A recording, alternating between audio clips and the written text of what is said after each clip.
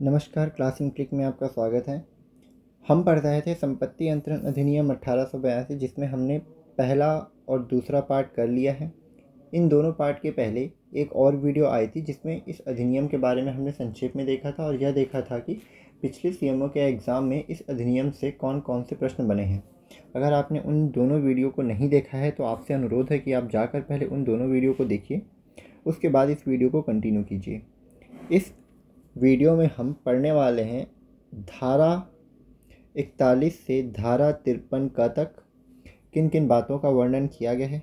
अगर हम इस अधिनियम को संक्षेप में देखें तो यह अधिनियम 1882 में आया था, जिस पर कुल 8 अध्याय हैं और इन अध्यायों में 137 धाराओं का वर्णन किया गया है। चलिए तो शुरू करते हैं आज की कक्षा को। पिछली वीडियो में हमने इस अधिनियम के बारे में धारा 40 तक देख लिया था, जिसमें धारा 40 को हमें समझना था कि धारा 40 क्या कहता है। धारा 40 बेसिकली भूमि के उपयोग पर निर्बंधन लगाने वाली बाध्यता का या स्वामित्व से अपाबद्ध किंतु हित या सुखाचार की कोटि में न आने वाली बाध्यता का बोझ, इससे संबंधित अगर प्रश्न बनता है तो सीधा इस डेफिनेशन से बनेगा। यह लाइन क्या कहती है उसे मैं आसान शब्दों में समझाने का प्रयास करता हूँ। इसमें कहा गया है कि अगर कोई व्यक्ति अपनी निजी संपत्ति के बेहतर उपयोग के लिए कोई प्रतिबंध लगाता है तो यह प्रतिबंध हस्तांतरण के बाद भी लागू रहता है यदि किसी तीसरे व्यक्ति को जिसने इस हस्तांतरण में उस संपत्ति का अर्जन किया है उसे उचित सूचना दी गई हो। इसका अर्थ यह है कि अगर ए ने बी को अपनी संपत्ति को बेचा, यह कहते हुए कि वह इस संपत्ति में कोई अलाभकारी परिवर्तन नहीं करेगा, और बी ने सी को पुनः उस संपत्ति को बेचा, यह बताते हुए कि इस संपत्ति पर इस प्रकार के नियंत्रण लागू हैं, तो यह जो नियंत्रण है या प्रतिबंध है यह उस संपत्ति पर सी के पास हस्तांतरित होते हुए भी लागू होंगे। ठीक है। धारा 41 दृश्यमान स्वामी द्वारा अंतरण से संबंधित है। इसका मतलब है कि उस समय तत्क्षणिक समय पर जो व्यक्ति उस संपत्ति का मालिक प्रतीत होता है या सामने आता है उस संपत्ति के मालिक के रूप में, उसके द्वारा जो अंतरण किया जाता है उससे संबंधित है। धारा 42 पूर्वोत्तर अंतरण का प्रतिसंहरण करने का अधिकार रखने वाले व्यक्ति द्वारा अंतरण।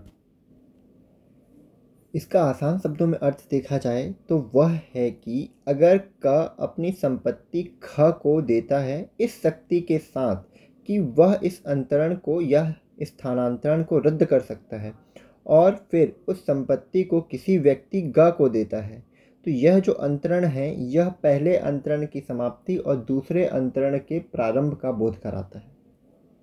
अगर कहा जाए कि ए ने बी को अपनी संपत्ति दी, इस शर्त के साथ दी कि वह जब चाहे इस स्थानांतरण को समाप्त कर सकता है, और उसके बाद ए ने अपनी संपत्ति सी को दे दी, तो इसका तात्पर्य यह है कि यह जो अंतरण है वह समाप्त हो जाएगा और जो दूसरा अंतरण है वह प्रारंभ हो जाएगा। ठीक है।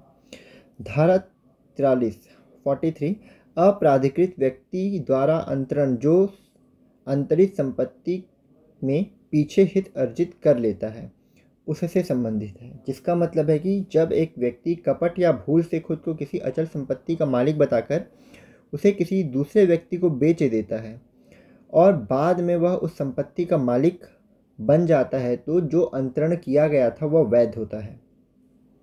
अगर एग्जाम्पल से समझा जाए, मान लीजिए किसी संपत्ति या भूमि का मालिक ए है, इसके 3 बेटे हैं बी, सी और डी। ठीक। इसने अपनी भूमि के 4 हिस्से किए। एक हिस्सा मान लेते हैं ई। अगर बी ने अपनी भूमि के साथ साथ इस ई वाले हिस्से को भी बेच दिया, ठीक है, हालांकि यह उस भूमि का स्वामी नहीं था क्योंकि इस संपत्ति को ए ने अपने लिए संरक्षित करके रखा हुआ था, किंतु बी को लगा कि नहीं, यह ई वाला हिस्सा भी मेरे हिस्से में आता है और उसने इस संपत्ति को बेच दिया। अब ए की मृत्यु हो जाती है और जो ई संपत्ति है वो बी को मिल जाती है, तो बी के द्वारा जो किया गया हस्तांतरण था वह वैध माना जाएगा। यह बताता है धारा 43। धारा 44 एक सहस्वामी द्वारा अंतरण से संबंधित है, जो बेसिकली संयुक्त संपत्ति, जिस संपत्ति में एक या एक से अधिक व्यक्तियों का हिस्सा होता है, उससे संबंधित है। कि जैसे किसी घर में अगर दो बेटे हैं तो उन दोनों को संयुक्त रूप से उस घर का मालिक बना दिया जाता है। इसके बारे में हमें वर्णन मिलता है धारा 44 में।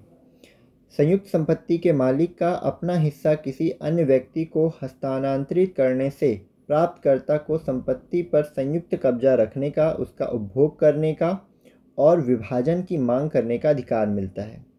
इसका बेसिक से मतलब यह है कि अगर ए ने किसी घर को अपने दो बेटों बी और सी को संयुक्त रूप से हस्तांतरित किया है और बी यह चाहता है कि वह उस घर में अपना हिस्सा बेच दे, तो कोई और व्यक्ति डी, उस व्यक्ति को इस घर में वही अधिकार प्राप्त हो जाएंगे जो बी को थे।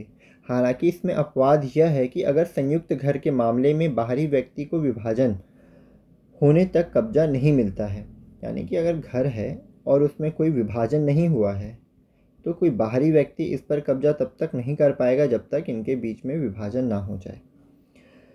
धारा 45 प्रतिफलार्थ संयुक्त अंतरण से संबंधित है, जिसका अर्थ है कि जब दो या अधिक व्यक्ति संयुक्त रूप से किसी संपत्ति को खरीदते और भुगतान की साझा निधि से किया जाता है तो वे इस संपत्ति में उनके उस निधि के अनुपात में हिस्सेदार होते हैं। अगर एग्जाम्पल से समझें तो अगर दो व्यक्ति हैं ए और बी, वो मिलकर किसी मकान को या दुकान को या किसी संपत्ति को खरीदते हैं तो इन संपत्ति पे उनका जो हक है वो उनके द्वारा लगाई गई धनराशि के अनुपात में होगा। जैसे मान लीजिए कि 1 लाख किसी मकान की कीमत है, ए ने लगाए 60 लाख और बी ने लगाए 40 लाख, सॉरी 1000, 60,000 और 40,000, तो इनका जो हिस्सा होगा वो 60:40 के अनुपात में होगा। ठीक है।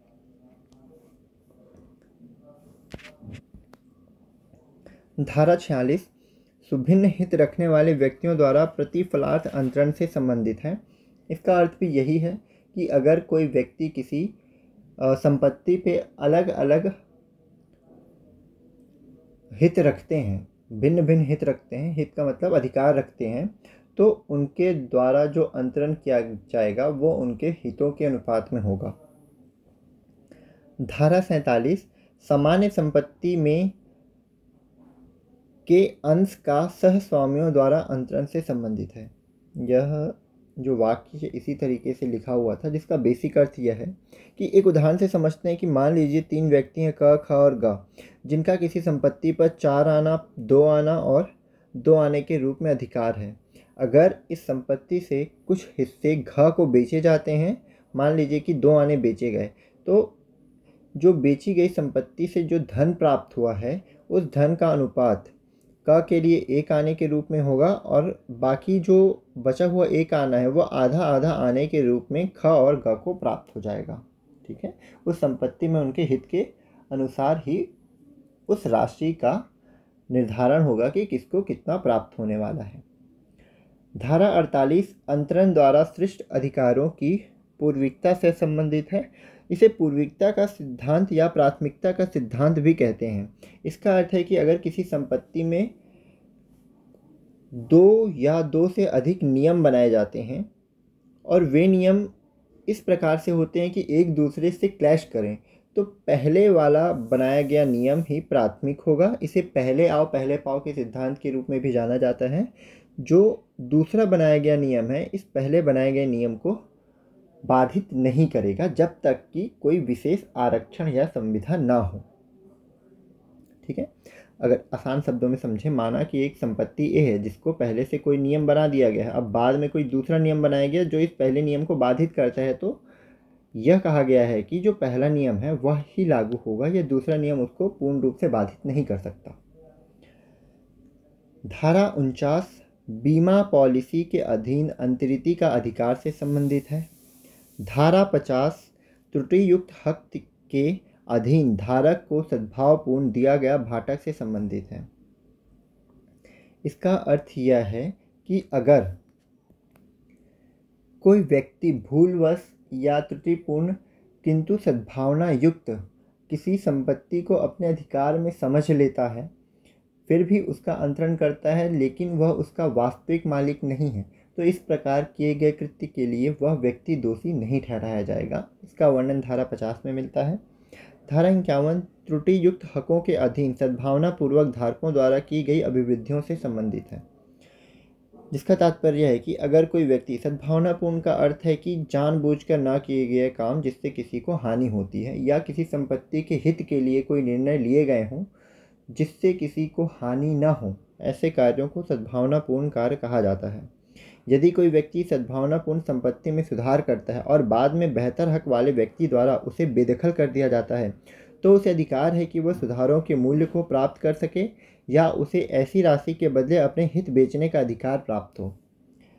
अगर मैं आसान शब्दों में समझाऊं तो मान लीजिए कि ए बी दो व्यक्ति हैं, जिसमें बी के पास उस संपत्ति को यूज़ करने के अधिकार हैं, लेकिन ए से कम। ए के पास ऐसे अधिकार हैं कि वह बी के अधिकारों से ज़्यादा हो जाते हैं। अब बी ने किसी घर में मान लीजिए पेंटिंग वगैरह कराई, ठीक है। अब ए आता है और उसे बोलता है कि नहीं, इस संपत्ति पे मेरा अधिकार है, तो यहाँ से चले जा। इसे बाप बेटे के रिश्ते में समझते हैं। यह पिता है और यह पुत्र है। पुत्र ने घर में रेनोवेशन का काम करवाया। अब पिता आकर यह कहा कि नहीं, यह मेरी संपत्ति है, तो इस घर से बेदखल हो जा। तो पुत्र के पास यह अधिकार है कि उसने जितने पैसे इस घर के रेनोवेशन में लगाए हैं, या तो उसे प्राप्त हो, या फिर वह उस राशि के अनुसार इस घर के कुछ हिस्सों को बेच सके या उसे पैसों में कन्वर्ट कर सके जितना उसने इस घर पर खर्चा किया था। यह बताता है हमें धारा 51।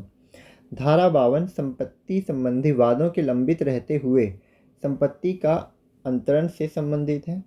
धारा 53 कपटपूर्ण अंतरण से संबंधित है और धारा 53 का भागिक पालन से संबंधित है। धारा 53 का के बारे में हम अगली वीडियो में पढ़ेंगे। इस वीडियो में हम यहाँ तक पढ़ते हैं। इसके बाद अगली जो वीडियो है वह कल आ जाएगी। मेरा प्रयास रहेगा कि कल आ जाएगी। अभी टीचर्स डे की वजह से कुछ विलम्ब हो रहा था। जल्द ही यह अधिनियम भी ख़त्म हो जाएगा।